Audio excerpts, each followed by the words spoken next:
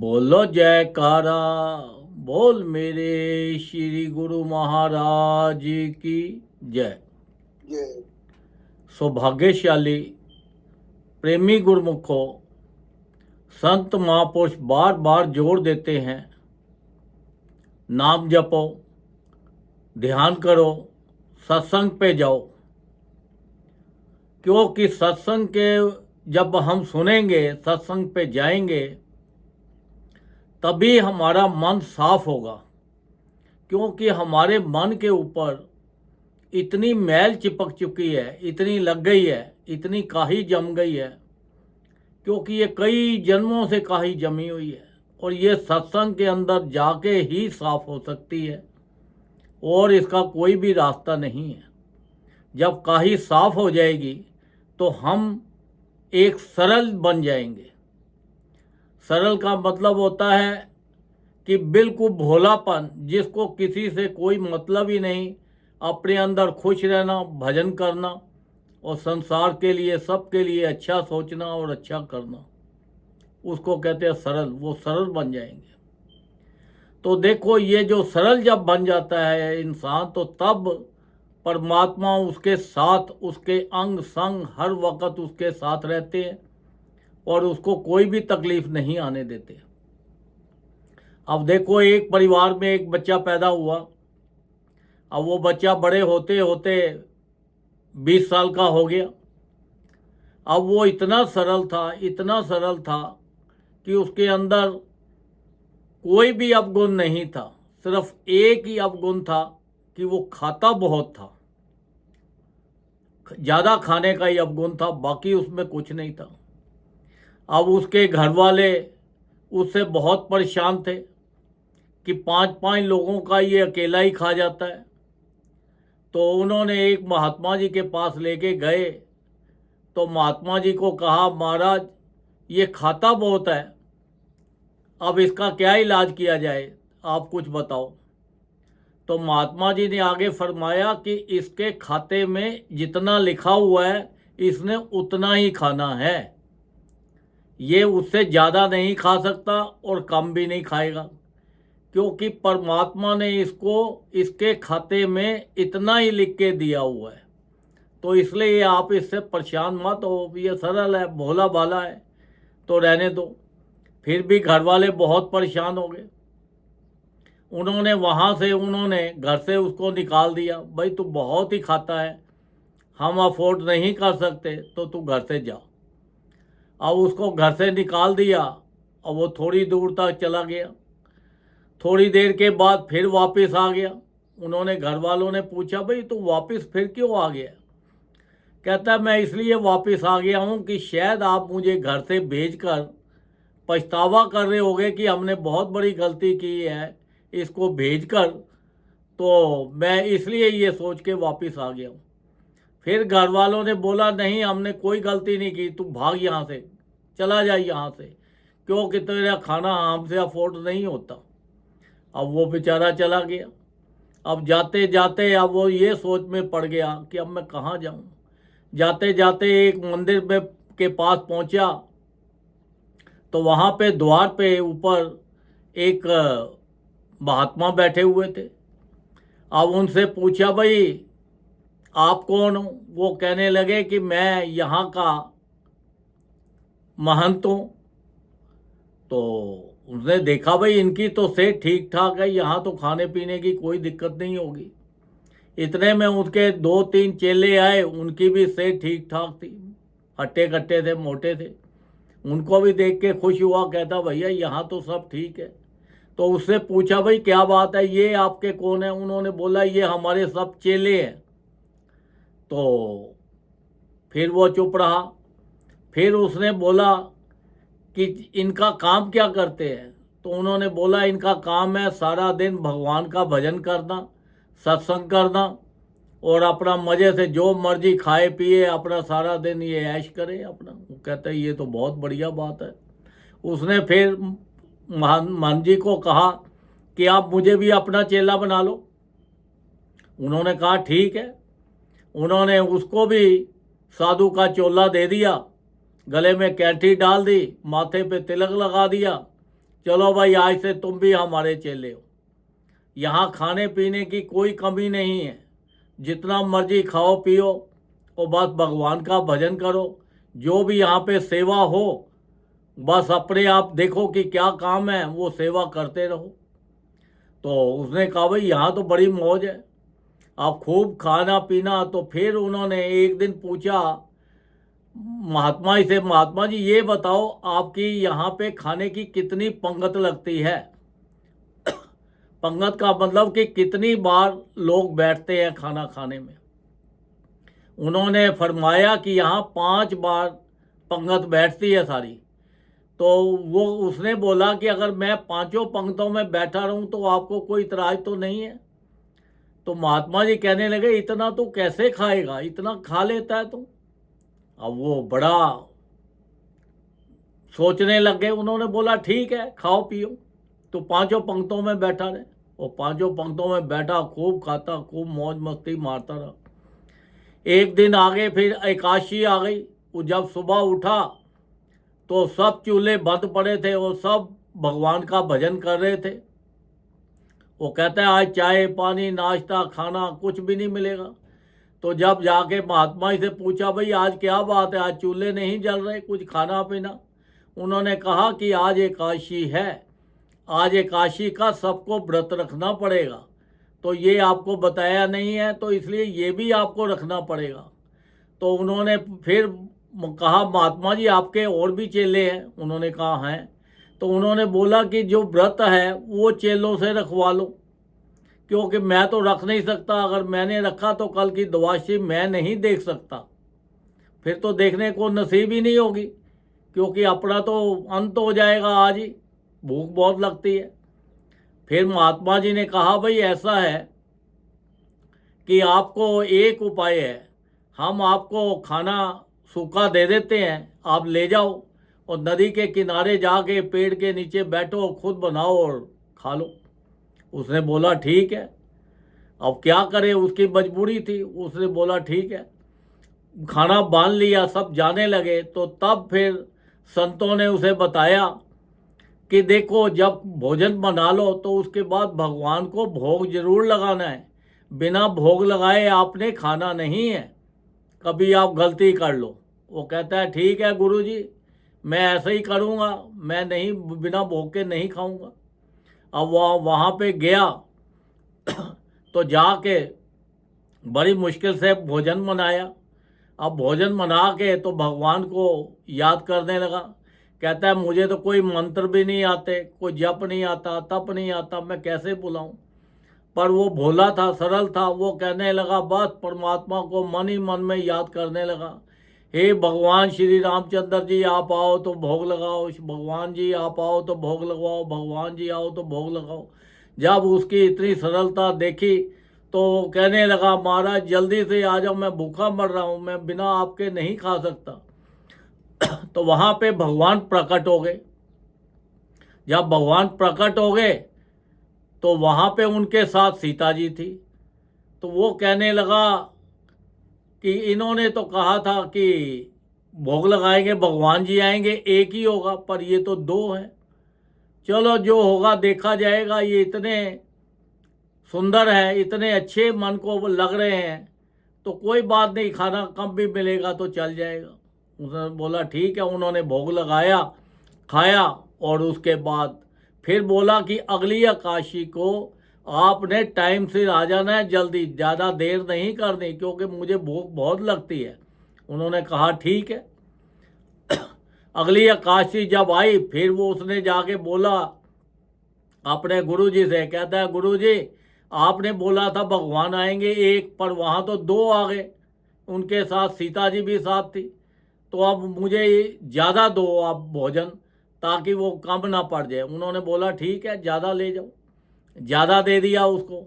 जब वहाँ पे गए तो भोजन तैयार किया, फिर याद किया हे राम जी आओ, हे भगवान जी आओ, हे भगवान जी आओ। जब याद किया तो उनके फिर वो आ गए, तो वो 3 थे।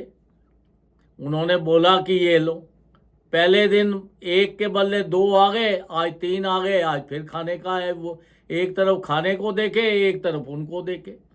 उन्होंने बोला ये तो आज 3 हो गए, लक्ष्मण जी साथ आ गए। फिर उन्होंने कहा चलो ठीक है, कोई बात नहीं, अच्छे लग रहे हैं, जैसे भी है करेगा गुजारा। फिर उनका वो भोजन करके वो गए, उसने भोजन किया। फिर बोला कि अगली एकादशी को बता देना कितने लोग आ रहे हो, ताकि मैं उतना भोजन लेके आऊं। उन्होंने मुस्कुराते हुए, पर भगवान ने कुछ बताया ही नहीं, तो कहने लगे कि हम आ रहे हैं, सब आ रहे हैं। अब वो सोच में पड़ गया, भैया सब आ रहे हैं, कितने आ रहे हैं। फिर उन्होंने अपने गुरुजी से बोला, गुरुजी आप ऐसे करो, मुझे आपके राशन ज़्यादा दो, क्योंकि उन्होंने बोला कि हम सब आ रहे हैं, कितने आएंगे, 3 आएंगे, 4 आएंगे, 5 आएंगे, मुझे क्या पता, तो राशन कम पड़ जाएगा। तो गुरुजी ने सोचा कि इतना राशन जो है ये अकेला कैसे खा लेता होगा, इतना तो ये खा नहीं सकता, कभी ऐसा तो नहीं ये बाजार में जाके बेच देता हो। तो फिर गुरुजी ने कहा चलो इसके पीछे पीछे जाके देखेंगे। जब वहाँ पे गया तो जाके उसने सारा का सारा राशन जो था रख दिया और बनाया ही नहीं, और आके बस बोलने लगा भगवान जी आओ भोग लगाओ, भगवान जी आओ भोग लगाओ, भगवान जी आओ भोग लगाओ। अब भगवान प्रकट हो गए तो वो अपना पूरा का पूरा परिवार साथ लेके आ गए, जिसमें राम, लक्ष्मण, सीता जी, शत्रुघ्न, भरत, हनुमान जी। वो कहने लगा लो जी, आज तो इनके साथ एक बंदर भी आ गया। बड़ा परेशान, कहता है आज तो खाना नसीब होगा ही नहीं, पर मैंने भी देखो आज क्या किया कि बनाया ही नहीं, अपने आप बनाओ, मेरे बस का नहीं है इतने लोगों का खाना बनाना। अब उन्होंने बोला ठीक है। अब वो खाना उनको बोला भाई खाना अपने आप बनाओ, मेरे बस का नहीं है इतने लोगों का खाना बनाना। उन्होंने भगवान जी ने, राम जी ने कहा ठीक है। अब भरत को ड्यूटी दी, चलो भाई भंडारा बनाओ। अब भरत जी भंडारा बना रहे हैं, लक्ष्मण जी लकड़ियां उठा के ला रहे हैं, शत्रुघ्न जी सब्जियां काट रहे हैं, और खूब अपना वो देखते देखते वहां पे सैकड़ों हजारों और देवी देवता आ गए प्रसाद लेने के लिए। क्यों कि जिस किचन के अंदर सीता मैया बैठी हो तो वहां पर तो प्रसाद लेने के लिए सभी आ जाते हैं। तो वहां पर जब उसने देखा कि इतने लोग आ गए तो वो पेड़ के नीचे आंखें बंद करके बैठ गया। वो कहने लगा कि भाई इतने लोग आ रहे हैं, मुझे तो आज मिलना ही नहीं है कुछ, तो मैं आंखें खोल के क्या करूं। भगवान श्री रामचंद्र जी ने बोला भाई आंखें तो खोलो। वो कहता है खोल के क्या करूं, क्योंकि इतना राशन तो है नहीं, लोग तो इतने आ गए, आज तो मुझे मिलना नहीं है।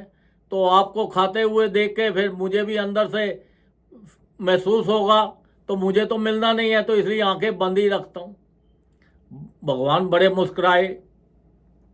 वह इतने में उनके गुरुजी अपने शिष्यों के साथ वहाँ आए कि चलो जाके देखते हैं। जाके देखा तो वो पेड़ के नीचे आंखें बंद करके बैठा था, वो सारा राशन पास में पड़ा हुआ है।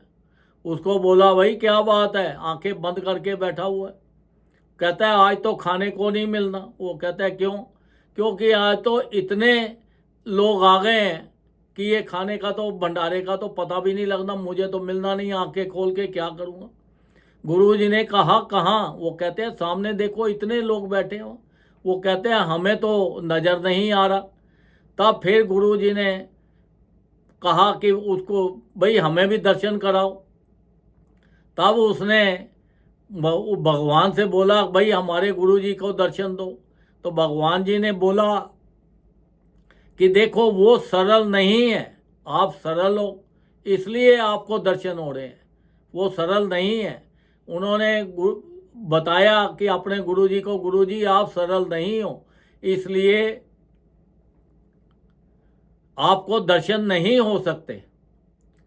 तो वो बड़ा उन्होंने अंदर से रोने लगे, परेशान हुए कि देखो कि हमारे अंदर सरलता नहीं है। जब वो बड़े उन्होंने आंसू बहने लग गए तो तब फिर उन्होंने प्रार्थना की कि भाई हमारे गुरुजी को दर्शन दो। फिर गुरुजी को उन्होंने दर्शन दिए। जब दर्शन दिए तो देखा तो तब गुरुजी ने बताया कि देखो, गुरु अपने शिष्य को भगवान से मिलाते हैं, उस परमात्मा से मिलाते हैं, पर आज शिष्य ने गुरु को भगवान से मिला दिया। ये है सरलता। सरलता हमारे संत महापुरुष फरमाते हैं, आप सत्संग में जाओगे, आप भजन करोगे, जो नाम दिया हुआ है जपोगे, तो आप में सरलता आ जाएगी। जब सरलता आ जाएगी तो आप औरों को भी अपने साथ लेकर उनको भी दर्शन कराने के लिए लाओगे। सरलता का मतलब क्या है? सरल के कितने लफ्ज हैं? सा मीन्स सीता, राम मीन्स राम, और ला मीन्स लक्ष्मण। जिसके मन में भगवान सीता, राम और लक्ष्मण के दर्शन हो जाएं, उनके मन में बसते हों, तो बताओ उनके पास किस चीज़ की कमी है? तो देखो, हमारे तो संत महापुरुषों ने हमारे ऊपर इतनी अपार कृपा की हुई है कि हमारे लिए 5 नियम बना दिए हैं: श्री आरती, पूजा, सत्संग, सेवा, सिमरन और ध्यान। जो श्रद्धा सहित करे, निश्चय हो कल्याण। वो कहते हैं ये 5 नियमों का पालन भी कर लोगे तो आपके अंदर सरलता आ जाएगी, आपका स्वभाव चेंज हो जाएगा, आप संसारिक बंधनों में नहीं बंधोगे, आपको हमेशा परमात्मा याद आता रहेगा, हर वक्त आप भजन करते रहोगे, उठते बैठते चलते फिरते, तो देखो आपको सिवाय भजन के और कोई चीज़ नज़र नहीं आएगी। तो संसारी काम भी करते रहोगे, संसार का भी आनंद लेते रहोगे और भजन भी करते रहोगे। हमारे ऊपर इतनी अपार कृपा संत महापुरुषों ने की है, हम कितने खुश नसीब हैं कि हमें उनकी चरण शरण मिली हुई है और उनसे नाम मिला हुआ है। ये नाम को लेने के लिए देवी देवता भी तरसते हैं, वो भी चाहते हैं कि हम संसार में मनुष्य बन के आएँ और ये नाम हमें संत महापुरुषों से मिले और हमारा भी कल्याण हो जाए। क्योंकि ये नाम के अंदर बड़ी ताकत है, ये नाम के अंदर इतनी ताकत है कि बहुत ही ज़्यादा आपको हर तरह से ये मालो माल कर देती है। संसार के भी सारे सुख दे देते हैं, आपके परिवार को भी सुख दे देते हैं, आपके कई जन्मों के पाप कट जाते हैं, आपके परिवार के कई जन्मों के पाप कट जाते हैं, जो आपके साथ लगता है उसके भी पाप कट जाते हैं। देखो इतनी ताकत है, तो हमें उसको ज़्यादा से ज़्यादा उनका हुक्म पालन करना है, ज़्यादा से ज़्यादा नाम जपना है, ध्यान करना है और उनके बनाए हुए नियमों का पालन करना है। देखो संत महापुरुष फरमाते हैं, कम से कम हर जीव को 2 घंटे हर रोज़ भजन करना चाहिए। अगर 2 घंटे नहीं कर सकते तो 1-1 घंटा करके करो, 1-1 घंटा करके नहीं कर सकते तो आधा-आधा घंटा करके करो, आधा-आधा नहीं कर सकते तो 15-15 मिनट करके करो। अगर शरीर आपका ठीक नहीं है तो लेट के करो। उठते बैठते चलते फिरते भजन पे बार बार जोर दे रहे हैं, नाम पे ज़्यादा जोर दे रहे हैं। वो कहते हैं आपके लिए इतने ग्रंथ बनाए हैं, ये ग्रंथ पढ़ो ताकि आपका जो मन के ऊपर मैल चिपकी हुई है, काई जमी हुई है, वो हट जाए और आप सरल बन जाओ और आपका हर वक्त उस परमात्मा में ध्यान लग जाए जिस पर्पस के लिए ये शरीर आपको संसार में मिला है। ये शरीर का पूरा आप लाभ उठा सको। ऐसा ना हो कि आप संसारिक बंधनों में फंसे रहो, संसारिक चीज़ों में फंसे रहो और ये शरीर का आपको लाभ ना मिल सके और आप जैसे आए हो वैसे ही चले जाओ और फिर 84 लाख योनि में फंस जाओ। मालूम नहीं ये शरीर कब मिलेगा कब नहीं मिलेगा। तो ये बड़ी मुश्किल से मिला है, तो इसका पूरा लाभ उठाओ। संत महापुरुषों के हुक्म में चलो, उनका नाम जप के अपना लोक भी सुखी करो और अपना परलोक भी सुखी करो। बोलो जयकारा, बोल मेरे श्री गुरु महाराज की जय।